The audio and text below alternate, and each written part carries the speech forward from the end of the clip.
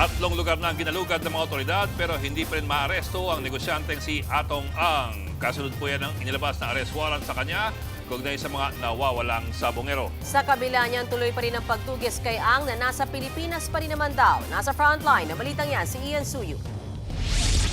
Ginalugad ng mga tauhan ng National Bureau of Investigation ang AA Cobra Farm sa Lipa City, Batangas para arestuhin ang negosyanteng si Atong Ang. Sa bisa ito ng warrant of arrest ng Santa Cruz Regional Trial Court sa Laguna, kaugnay ng kaso ng mga missing sa bungero. Pero walang Atong Ang na natagpuan sa lugar. Tanging mga gwardya at tauhan niya lang ang humarap sa mga otoridad. Sa loob ng farm, marami ring nakitang panabong na manok na nasa halos 5 ektaryang lupain. Tumambad din ang 2 helipad. Pinuntahan din ang ilan pang gusali at parking area, pero wala rin sa mga yan ang negosyante. Pinuntahan din ng mga ahente ng National Bureau of Investigation ang isa pang farm ni Ang sa Santa Cruz, Laguna. Yun nga lang, tanging caretaker lang ang humarap sa NBI. Wala raw si Ang sa loob. Nakiusap naman ang caretaker na hindi muna pasamahin ng mga taga-media sa loob. Pero matapos ang ilang minuto, lumabas din ang mga taga-NBI na walang kasamang Atong Ang.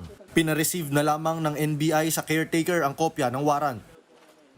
Nagsilbi rin ng arrest warrant sa 5 palapag na bahay na ito ni Ang sa Pasig City. Sinubukan ng News 5 na kausapin ng mga tauhan sa loob ng bahay. Sir, magtatanong lang, dito ba yung residence ni Mr. Atong Ang? Hindi ninyo alam?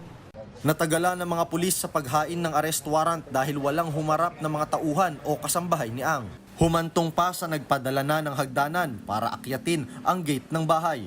Pero maya-maya, dumating na ang abogado na nagpakilalang si Attorney Acosta. Nagkaroon pa ng bahagyang tensyon sa pagitan ng mga pulis at kampo ni Ang. We have to have paano kung may mangyari dyan sa loob. Wala naman. Hindi, how can you be sure? Just the service of, Ma'am, of an arrest ma'am, this is warrant. Sir, and something, wala this is rin- service wala rin warrant. dito yung kliyente ko. arrest Ma'am, this is warrant. Sir, and something, this is wala service rin warrant. dito yung kliyente ko. How can we be sure? Titingnan po namin. Halos 1 oras nilang hinanap sa loob si Ang, pero wala pa rin siya. Sa kabila niyan, tiniyak naman ng CIDG na nasa Pilipinas pa rin ang negosyante. At ngayong bigo ang unang araw ng paghahain ng arrest warrant, isang malawakang manhunt operation ang ikinasa ng PNP para mahanap si Ang. Bagay na ikinatuwa naman ng pamilya ng mga nawawalang sabungero. Kung nanonood ka po, Mr. Atong Ang, gusto po namin sabihin, nananawagan kami na sumuko na po kayo. Binigyan kayo ng pagkakataon para sumuko, idepensa ang sarili nyo. Pero yung mga kaanak namin, bigla na lang silang nawala. Welcome development din ito sa grupong Justice for Missing Sabungeros Network. Masiguro na itong mga biktima mabigyan ng hustisya kasi otherwise mananatili yung kultura ng impunity sa ating bansa. Nagbabalita mula sa Frontline, Ian Suyu, News 5. Mga kapatid, Ed Lingaw po, maging maalam at may pakialam sa mga napapanahong balita sa ating bansa. Para sa mas malilimang pagtalakay at paghimay sa mga issue at headlines, mag-follow at mag-subscribe sa social media pages ng News 5.